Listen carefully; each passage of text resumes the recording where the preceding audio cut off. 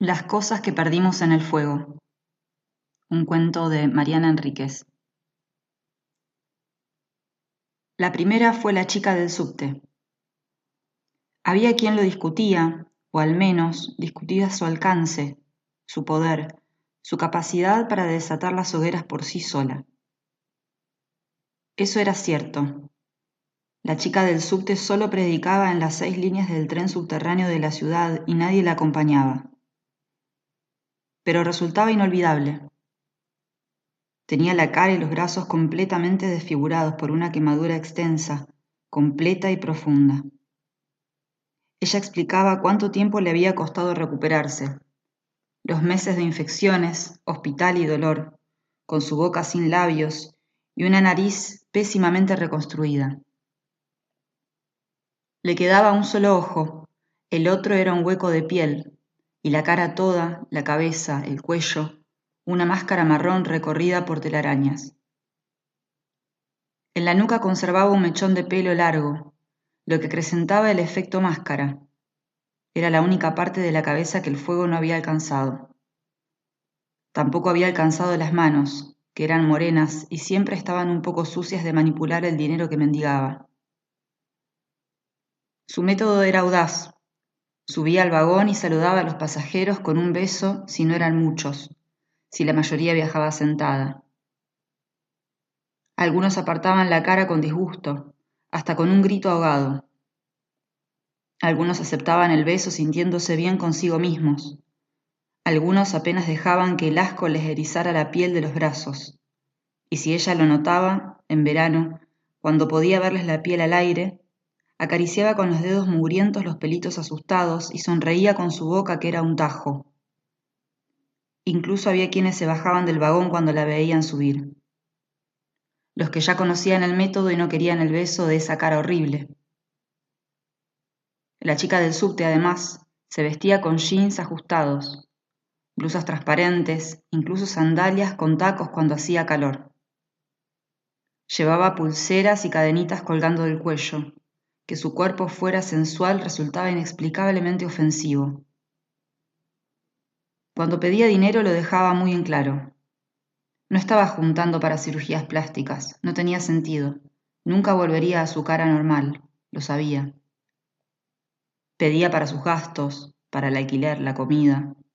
Nadie le daba trabajo con la cara así, ni siquiera en puestos donde no hiciera falta verla.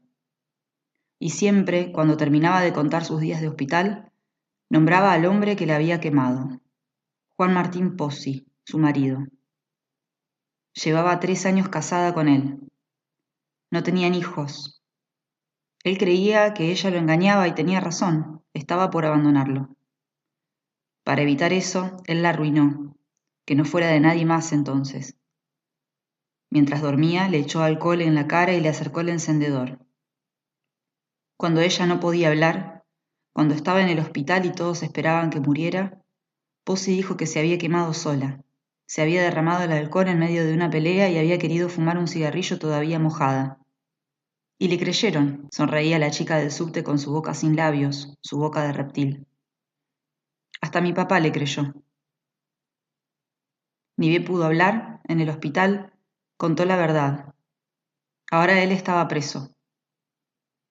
Cuando se iba del vagón, la gente no hablaba de la chica quemada, pero el silencio en que quedaba el tren, roto por las sacudidas sobre los rieles, decía qué asco, qué miedo, no voy a olvidarme más de ella, ¿cómo se puede vivir así? A lo mejor no había sido la chica del subte la desencadenante de todo, pero ella había introducido la idea en su familia, creía Silvina. Fue una tarde de domingo, volvían con su madre del cine, una excursión rara, casi nunca salían juntas. La chica del subte dio sus besos y contó su historia en el vagón. Cuando terminó, agradeció y se bajó en la estación siguiente. No le siguió a su partida el habitual silencio incómodo y avergonzado. Un chico, no podía tener más de 20 años, empezó a decir qué manipuladora, qué asquerosa, qué necesidad. También hacía chistes. Silvina recordaba que su madre, alta y con el pelo corto y gris, todo su aspecto de autoridad y potencia, Había cruzado el pasillo del vagón hasta donde estaba el chico, casi sin tambalearse, aunque el vagón se sacudía como siempre, y le había dado un puñetazo en la nariz, un golpe decidido y profesional, que lo hizo sangrar y gritar: «Y vieja hija de puta, ¿qué te pasa?». Pero su madre no respondió, ni al chico que lloraba de dolor, ni a los pasajeros que dudaban entre insultarla o ayudar. Silvina recordaba la mirada rápida, la orden silenciosa de sus ojos, y cómo las dos habían salido corriendo no bien las puertas se abrieron, y habían seguido corriendo por las escaleras a pesar de que Silvina estaba poco entrenada y se cansaba enseguida. Correr le daba tos, y su madre ya tenía más de 60 años. Nadie las había seguido, pero eso no lo supieron hasta estar en la calle, en la esquina transitadísima de Corrientes y Pueyrredón. Se metieron entre la gente para evitar y despistar a algún guarda, o incluso a la policía. Después de 200 metros se dieron cuenta de que estaban a salvo. Silvina no podía olvidar la carcajada alegre, aliviada de su madre. Hacía años que no la veía tan feliz. Hicieron falta Lucila y la epidemia que desató, sin embargo, para que llegaran las hogueras. Lucila era una modelo y era muy hermosa, pero sobre todo era encantadora. En las entrevistas de la televisión parecía distraída e ingenua, pero tenía respuestas inteligentes y audaces, y por eso también se hizo famosa. Medio famosa. Famosa del todo se hizo cuando anunció su noviazgo con Mario Ponte, el 7 de Unidos de Córdoba, un club de segunda división que había llegado heroicamente a primera y se había mantenido entre los mejores durante 2 torneos gracias a un gran equipo, pero sobre todo gracias a Mario, que era un jugador extraordinario que había rechazado ofertas de clubes europeos de puro leal, aunque algunos especialistas decían que a los 32 y con el nivel de competencia de los campeonatos europeos, era mejor para Mario convertirse en una leyenda local que en un fracasado transatlántico. Lucía parecía enamorada, y aunque la pareja tenía mucha cobertura en los medios, no se le prestaba demasiada atención. Era perfecta y feliz, y sencillamente faltaba drama. Ella consiguió mejores contratos para publicidades y cerraba todos los desfiles. Él se compró un auto carísimo. El drama llegó una madrugada cuando sacaron a Lucila en camilla del departamento que compartía con Mario Ponte. Tenía el 70% del cuerpo quemado y dijeron que no iba a sobrevivir. Sobrevivió una semana. Silvina recordaba apenas los informes en los noticieros, las charlas en la oficina. Él la había quemado durante una pelea. Igual que a la chica del subte, le había vaciado una botella de alcohol sobre el cuerpo. Ella estaba en la cama, y después había echado un fósforo encendido sobre el cuerpo desnudo. La dejó arder unos minutos y la cubrió con la colcha. Después llamó a la ambulancia. Dijo, como el marido del subte, que había sido ella. Por eso, cuando de verdad las mujeres empezaron a quemarse, nadie les creyó, pensaba Silvina mientras esperaba el colectivo. No usaba su propio auto cuando visitaba a su madre, la podían seguir. Creían que estaban protegiendo a sus hombres, que todavía les tenían miedo, que estaban choqueadas y no podían decir la verdad. Costó mucho concebir las hogueras. Ahora que había una hoguera por semana, todavía nadie sabía ni qué decir ni cómo detenerlas, salvo con lo de siempre. Controles, policía, vigilancia. Eso no servía. Una vez le había dicho una amiga anoréxica a Silvina, no pueden obligarte a comer. Sí pueden, le había contestado Silvina. Te pueden poner suero, una sonda. Sí, pero no pueden controlarte todo el tiempo. Cortás la sonda, cortás el suero. Nadie puede vigilarte 24 horas al día. La gente duerme. Era cierto. Esa compañera de colegio se había muerto finalmente. Silvina se sentó con la mochila sobre las piernas. Se alegró de no tener que viajar parada. Siempre temía que alguien abriera la mochila y se diera cuenta de lo que cargaba. Hicieron falta muchas mujeres quemadas para que empezaran las hogueras. Es contagio, explicaban los expertos en violencia de género en diarios y revistas y radios y televisión, y donde pudieran hablar. Era tan complejo informar, decían, porque por un lado había que alertar sobre los feminicidios y por otro se provocaban esos efectos, parecidos a lo que ocurre con los suicidios entre adolescentes. Hombres quemaban a sus novias, esposas, amantes, por todo el país. Con alcohol la mayoría de las veces, como Ponte, por lo demás el héroe de muchos, pero también con ácido. Y en un caso particularmente horrible, la mujer había sido arrojada sobre neumáticos que ardían en medio de una ruta por alguna protesta de trabajadores. Pero Silvina y su madre recién se movilizaron, sin consultarlo entre ellas, cuando pasó lo de Lorena Pérez y su hija, las últimas asesinadas antes de la primera hoguera. El padre, antes de suicidarse, les había pegado fuego a madre e hija con el ya clásico método de la botella de alcohol. No las conocían, pero Silvina y su madre fueron al hospital para tratar de visitarlas, o por lo menos protestar en la puerta. Ahí se encontraron. Y ahí estaba también la chica del subte. Pero yo no estaba sola. La acompañaba un grupo de mujeres de distintas edades, ninguna de ellas quemada. Cuando llegaron las cámaras, la chica del subte y sus compañeras se acercaron a la luz. Ella contó su historia. Las otras asentían y aplaudían. La chica del subte dijo algo impresionante, brutal. Si siguen así, los hombres se van a tener que acostumbrar. La mayoría de las mujeres van a ser como yo, si no se mueren. Estaría bueno, ¿no? Una belleza nueva. La mamá de Silvina se acercó a la chica del subte y a sus compañeras cuando se retiraron las cámaras. Había varias mujeres de más de 60 años. A Silvina la sorprendió verlas dispuestas a pasar la noche en la calle, acampar en la vereda y pintar sus carteles que pedían basta, basta de quemarnos. Ella también se quedó y por la mañana fue a la oficina sin dormir. Sus compañeros ni estaban enterados de la quema de la madre y la niña. Se están acostumbrando, pensó Silvina. Lo de la niñita les da un poco más de impresión, pero solo eso, un poco. Estuvo toda la tarde mandándole mensajes a su madre, que no le contestó ninguna. Era bastante mala para los mensajes de texto, así que Silvina no se alarmó. Por la noche la llamó a la casa y tampoco la encontró. ¿Seguiría en la puerta del hospital? Fue a buscarla, pero las mujeres habían abandonado el campamento. Quedaban apenas unos fibrones tirados y paquetes vacíos de galletitas que el viento arremolinaba. Venía una tormenta y Silvina volvió lo más rápido que pudo hasta su casa porque había dejado las ventanas abiertas. La niña y su madre habían muerto durante la noche. Silvina participó de su primera hoguera en un campo sobre la Ruta 3. Las medidas de seguridad todavía eran muy elementales, las de las autoridades y las de las mujeres ardientes. Todavía la incredulidad era alta. Sí, lo de aquella mujer que se había incendiado dentro de su propio auto, en el desierto patagónico, había sido bien extraño.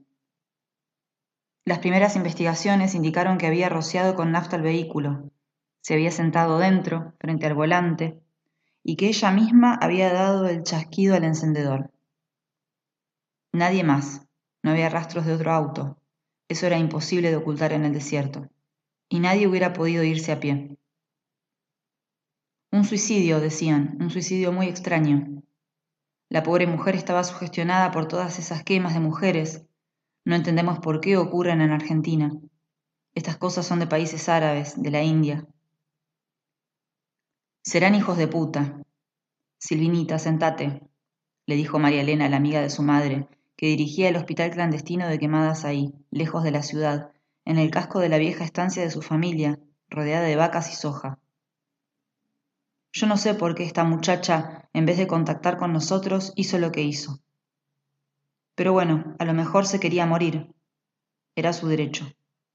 Pero que estos hijos de puta digan que las quemas son de los árabes, de los indios. María Elena se secó las manos. Estaba pelando duraznos para una torta, y miró Silvina a los ojos. Las quemas las hacen los hombres, chiquita. Siempre nos quemaron. Ahora nos quemamos nosotras. Pero no nos vamos a morir. Vamos a mostrar nuestras cicatrices. La torta era para festejar a una de las mujeres ardientes que había sobrevivido de su primer año de quemada. Algunas de las que iban a la hoguera preferían recuperarse en hospitales, pero muchas elegían centros clandestinos como el de María Elena. Había otros, Silvina no estaba segura de cuántos. El problema es que no nos creen. Les decimos que nos quemamos porque queremos y no nos creen. Por supuesto, no podemos hacer que hablen las chicas que están internadas acá. Podríamos ir presas. Podemos filmar una ceremonia, dijo Silvina. Ya lo pensamos, pero sería invadir la privacidad de las chicas. De acuerdo, pero si alguna quiere que la vean, y podemos pedirle que vaya hacia la hoguera con, no sé, una máscara, un antifaz, si quiere taparse la cara. ¿Y si distinguen dónde queda el lugar? Ay, María, la pampa es toda igual. Si la ceremonia se hace en el campo, ¿cómo van a saber dónde queda? Así, casi sin pensarlo, Silvina decidió hacerse cargo de la filmación cuando alguna chica quisiera que su quema fuera difundida. María Elena contactó con ella menos de un mes después del ofrecimiento. Sería la única autorizada en la ceremonia a estar con un equipo electrónico. Silvina llegó en auto. Entonces todavía era bastante seguro usarlo. La ruta 3 estaba casi vacía, apenas la cruzaban algunos camiones. Podía escuchar música y tratar de no pensar. En su madre, jefa de otro hospital clandestino, ubicado en una casa enorme del sur de la ciudad de Buenos Aires. Su madre, siempre arriesgada y atrevida, tanto más que ella, que seguía trabajando en la oficina y no se animaba a unirse a las mujeres.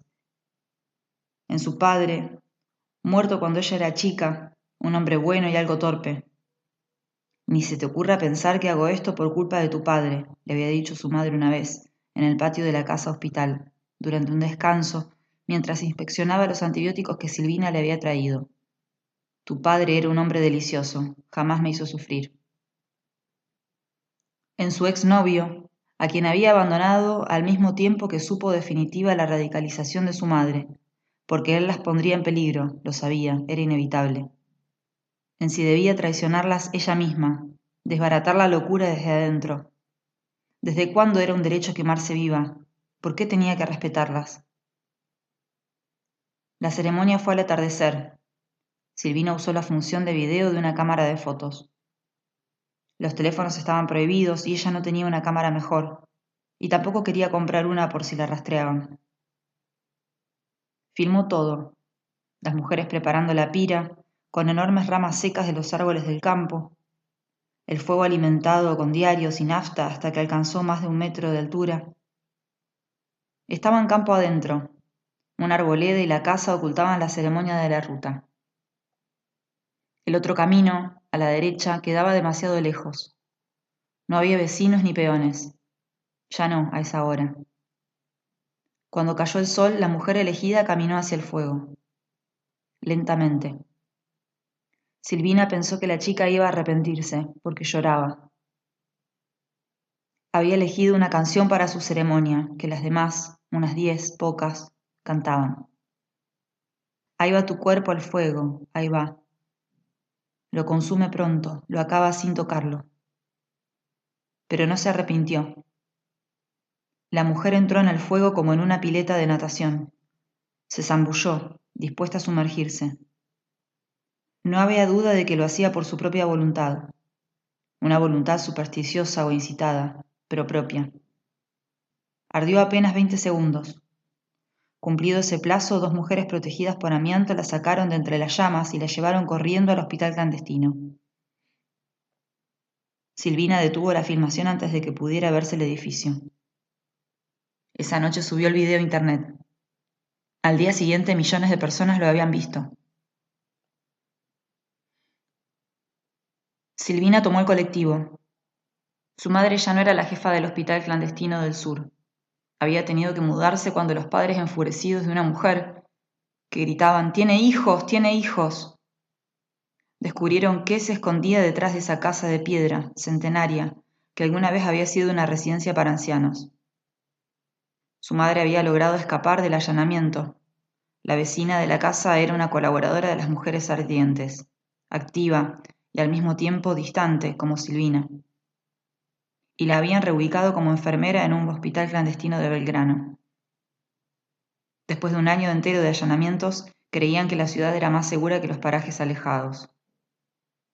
También había caído el hospital de María Elena, aunque nunca descubrieron que la estancia había sido escenario de hogueras, porque en el campo No hay nada más común que quemar pastizales y hojas. Siempre iban a encontrar pasto y suelo quemado. Los jueces expedían órdenes de allanamiento con mucha facilidad, y a pesar de las protestas, las mujeres sin familia o que sencillamente andaban solas por la calle caían bajo sospecha. La policía les hacía abrir el bolso, la mochila, el baúl del auto cuando ellos lo deseaban, en cualquier momento, en cualquier lugar. El acoso había sido peor. De una hoguera cada 5 meses, registrada con mujeres que acudían a los hospitales normales, se pasó al estado actual, de una por semana. Y tal como esa compañera de colegio le había dicho a Silvina, las mujeres se las arreglaban para escapar de la vigilancia más que bien. Los campos seguían siendo enormes y no se podían revisar con satélite constantemente. Además, todo el mundo tiene un precio. Si podían ingresar al país toneladas de drogas, ¿cómo no iban a dejar pasar autos con más bidones de nafta de lo razonable? Eso era todo lo necesario, porque las ramas para las hogueras estaban ahí, en cada lugar, y el deseo de las mujeres lo llevaban consigo. No se va a detener, había dicho la chica del subte en un programa de entrevistas por televisión.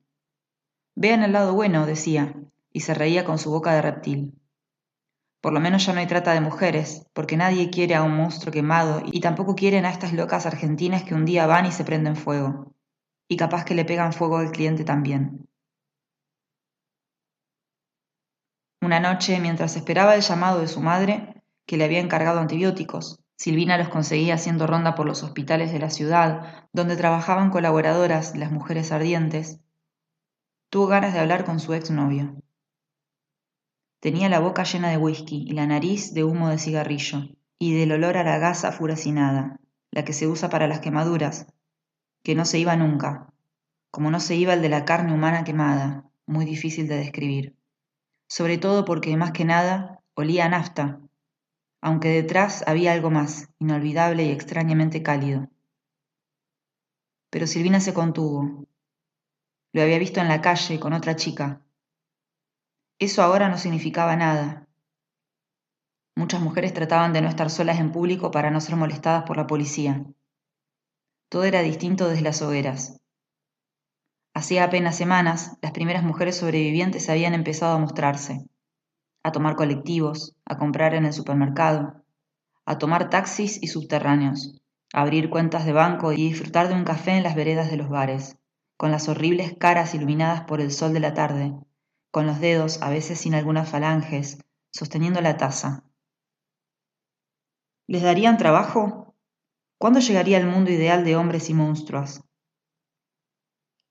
Silvina visitó a María Elena en la cárcel.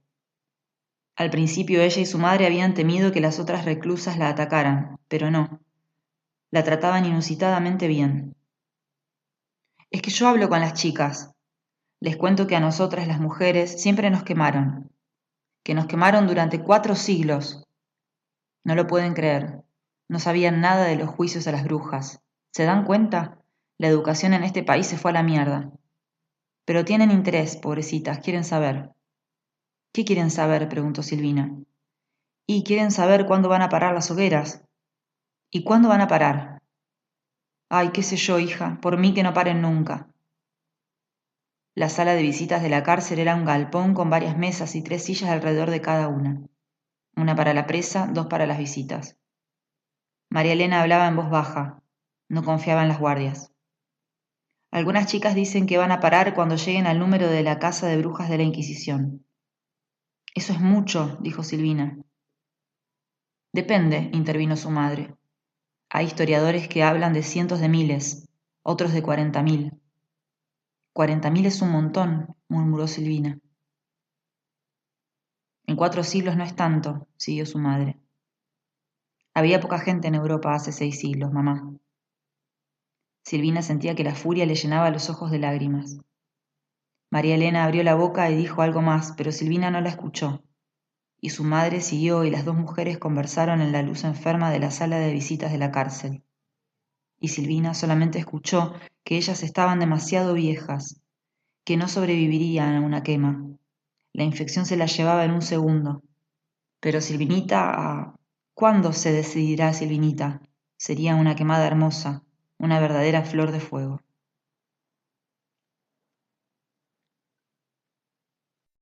Suscríbete a mi canal si querés que te cuente más cuentos.